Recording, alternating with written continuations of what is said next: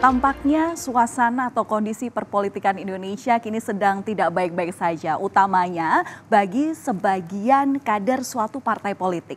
Setelah hengkang dari Koalisi Perubahan untuk Persatuan, Partai Demokrat saat ini mulai move on. Berjiwa besar memaafkan partai yang sudah mengkhianatinya, partai berlogo Mercy ini seakan tak ingin terus meratapi nasib dan ingin bergabung dengan koalisi lain. Namun kira-kira kemanakah Partai Demokrat ingin melangkah? Setelah ditunggu-tunggu pada siang hari tadi, Saudara, Agus Harimurti Yudhoyono atau AHY akhirnya muncul ke publik usai Anies Baswedan dan juga Muhaimin Iskandar sebelumnya menyatakan akan berduet dalam Pilpres 2024 mendatang. Selama ini hanya pengurus Demokrat saja serta ayahnya yakni Susilo Bambang Yudhoyono yang tampil untuk memberikan tanggapan. Nah, selama 2 hari sebelumnya AHY diam 1000 bahasa. Nah, kini pasca deklarasi duet Anies Caimin yang sudah dilakukan sebelumnya di Hotel Yamato Surabaya, AHY pun mengaku bahwa dirinya ini sudah move on. Ia tak mau terus larut dalam kesedihan. AHY bahkan secara legowo mengucapkan selamat kepada pasangan Anies dan Caimin. Memerlukan pemikiran yang besar, jiwa yang besar, dan tindakan-tindakan yang besar. Jangan terjebak pada narasi dan isu yang bisa memecah belah sesama anak bangsa. Kita tidak tahu dalam perjalanannya ke depan, kita mungkin akan bertemu kembali dan menjalin kerjasama untuk agenda-agenda besar kebangsaan. Untuk itu, saya mengucapkan selamat kepada Bapak Anies Rashid Baswedan dan Bapak Muhaimin Iskandar yang baru saja mendeklarasikan sebagai pasangan calon presiden dan calon wakil presiden 2024 ke depan. Semoga sukses. Ya, kalau misal mendengarkan intonasi ataupun juga melihat diksi yang disampaikan AHY, kelihatannya tanggapan AHY ini terkesan jauh lebih kalem jika dibandingkan dengan tanggapan Partai Demokrat sebelumnya. Sebagai Ketua Majelis Tinggi Partai Demokrat, SBY ini sebelumnya sempat emosi atas keputusan sepihak yang dilakukan oleh Partai Nasdem. Bahkan kader Partai Demokrat di sejumlah daerah juga ikut marah hingga mencopot baliho yang saat itu tergambarkan wajah Anies dan juga AHY. Yang kita rasakan sekarang ini, mereka tidak sidik, tidak jujur, tidak amanah. Berarti tidak bisa dipercaya dan mengingkari hal-hal yang telah disepakati. Tidak memegang komitmen dan janji-janjinya. Dituding telah berkhianat, Ketua Umum Partai Nasdem Surya Paloh pun menanggapinya justru dengan santai. Sambil berkelakar, Surya pun balik bertanya, apakah dirinya punya tampang seperti pengkhianat? Responnya Demokrat nih cukup keras ya, mengatakan pengkhianat. Nah, misalnya Demokrat memilih untuk keluar dari Koalisi Perubahan, tanggapannya bagaimana? Saya hormati. Apalagi yang saya harus katakan? Kalian lihat kira-kira model saya ini kira-kira ada bakat sebagai pengkhianat atau tidak, kan itu aja.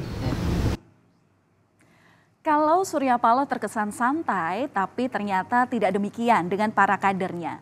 Mereka justru tersulut atas tudingan yang dilemparkan oleh Partai Demokrat. Tidak terima disebut sebagai pengkhianat, salah satu kader Partai Nasdem Syahroni bahkan berupaya untuk melaporkan Susilo Bambang Yudhoyono ke Bareskrim Mabes Polri. Tapi ternyata niat Syahroni untuk melaporkan SBY ke Mabes Polri ini urung setelah Surya Paloh mencegahnya dan meminta agar permasalahan ini tak perlu diperpanjang lagi. Sementara itu di pihak lainnya, Saudara, AHY pun nampaknya juga berusaha meredam suhu panas di antara Nasdem dan juga Demokrat. AHY ini coba juga mendinginkan suasana yang terjadi antara Partai Demokrat dan juga Partai Nasdem. Meski merasa kecewa batal berpasangan dengan Anies, AHY di sini berupaya untuk menurunkan tensi dan ingin segera move on. Ia bahkan mengklarifikasi bahwa kemarahan kader Partai Demokrat bukan karena dirinya batal jadi cawapres. Agus di sini mengaku bahwa kekecewaan para kadernya ini muncul karena perjuangan mereka seolah telah dilukai oleh pihak-pihak yang tidak jujur serta melanggar kesepakatan. Partai politik adalah sebuah institusi, bukan pribadi. Sehingga ada tata kelola dan mekanismenya. Apalagi pengambilan keputusan yang menyangkut hajat hidup orang banyak. Memilih pemimpin, utamanya calon presiden dan calon wakil presiden yang kelak akan bertanggung jawab atas lebih dari 270 juta jiwa. Tidak bisa hanya diputuskan begitu saja dalam hitungan menit oleh segelintir orang. Kami coba menggambarkan, kami akan kembali menginformasikan kepada Anda sebenarnya apa yang terjadi antara Nasdem dan juga Demokrat, saudara.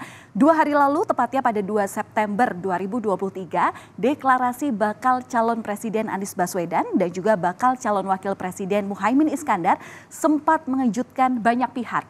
Ibarat setahun berpacaran dengan AHY, ternyata Anies akhirnya secara kilat malah meminang Caimin. Kebayangkan, mungkin ini adalah wujud dari sakit yang tak berdarah. Nah, kemudian Partai Demokrat secara bulat sudah resmi mencabut dukungan untuk Anies Baswedan sebagai bakal calon presiden di Pilpres 2024 nanti. Demokrat juga cabut dari Koalisi Perubahan untuk Persatuan. Keputusan tegas ini diambil dalam rapat Majelis Tinggi Partai Demokrat. Kita bersyukur bahwa Koalisi Perubahan, PKS, Nasdem, dan sekarang ada PKB, insya Allah makin solid dan ikhtiar perubahan insya Allah makin kuat. Ada yang ingin disampaikan untuk teman-teman yang kemarin Demokrat misalnya Pak Anies? Kami menghormati semua keputusan dan ikhtiar kita adalah untuk membawa keadilan, menghadirkan kesejahteraan, itu yang menjadi fokus kita. Nah, saudara, pasca deklarasi Anies dan juga Muhaimin Iskandar yang dilakukan pada hari Sabtu kemarin, ada beberapa perubahan dalam peta koalisi partai parlemen yang muncul. Kita lihat, ada 3 grafis yang ada di sini, saudara, di koalisi pendukung Ganjar Pranowo, yakni ada PDI Perjuangan dan juga Partai Persatuan Pembangunan atau P3. Kemudian di koalisi pendukung Prabowo Subianto di ujung sana, ini yang mendukung ada 3 partai parlemen, yakni Partai Gerindra, kemudian Partai Golkar dan juga Partai PAN. Sementara itu pada Anies Baswedan, ini setelah Partai Demokrat ini hengkang, ada Partai Nasdem, PKB dan juga PKS. Partai Demokrat tak akan selesai usai meninggalkan koalisinya karena tawaran kemudian bertubi-tubi sudah datang, baik itu dari koalisi pengusung bakal calon presiden Prabowo Subianto maupun juga koalisi pengusung bakal calon presiden Ganjar Pranowo. Komunikasi dengan Demokrat sendiri Mbak, apakah sudah terjalin? Masih berjalin dan selalu terjalin. Jadi tentu saja setelah ini kita mungkin akan melakukan silaturahmi untuk menjajaki kemungkinan-kemungkinan yang ada. Koalisi baru Pak, atau peluang baru? Ada koalisi baru yang akan masuk. Ya, Demokrat komunikasinya akan diintensifkan dalam hari-hari ke depan. Hari-hari. Tanggapan mundurnya PKB sudah mulai ada pembicaraan. Artinya membuka pintu Pak ya, Pak, membuka pintu Pak ya, membuka peluang Pak ya. Kita membuka pintu kepada setiap orang, setiap kelompok, setiap organisasi, apalagi partai politik yang akan memberi dukungan kepada Pak Prabowo. Bagi kami, dukungan dari siapapun, apakah itu ormas, tokoh, kiai, pondok, apalagi partai politik, sesuatu yang berarti. Ada rencana Pak untuk menemui Pak SBY Pak? Tadi Pak Prabowo sendiri untuk menemui Pak SBY untuk mengajak ke kita pokoknya sudah mulai intensif komunikasi. Nah, terbukanya 2 pintu koalisi ini menjadi angin segar bagi Partai Demokrat. Namun mimpi menjadi bakal calon wakil presiden mungkin tak akan bisa diwujudkan dalam Pilpres tahun ini atau 2024 nanti. Demokrat pun kini berencana bertemu dengan Partai Gerindra dan juga Partai Demokrasi Indonesia Perjuangan untuk menjajaki kemungkinan dilakukannya kerjasama. Tapi pertanyaan yang jadi digarisbawahi perlu sekali ini ya saudara, kapan kira-kira hal ini akan terjadi? Tak mau jatuh ke lubang yang sama, Ketua Umum Partai Demokrat Agus Harimurti Yudhoyono atau AHY kemudian bicara soal arah koalisi partainya. AHY kemudian mengatakan akan bergabung dengan koalisi yang memiliki kesamaan visi kebangsaan dan juga etika politik. Siapakah kira-kira yang dimaksud? Apakah akan gabung ke koalisinya Pak Prabowo atau justru ke koalisi dari Ganjar Pranowo? Ya, kita nantikan saja bagaimana dinamika politiknya nanti.